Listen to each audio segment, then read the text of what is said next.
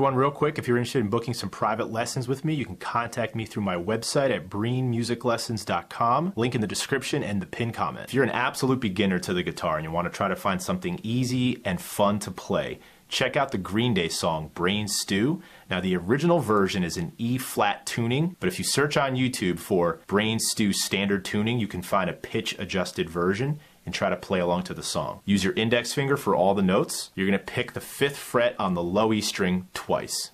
You're going to go to the 3rd fret after that. 2nd fret twice. 1st fret. Open string, meaning no fingers on the strings. Back. Now I am doing something with my right hand. I am muting the end of every note by dropping the side of my palm on the string, and I'm also letting go of the pressure on my finger.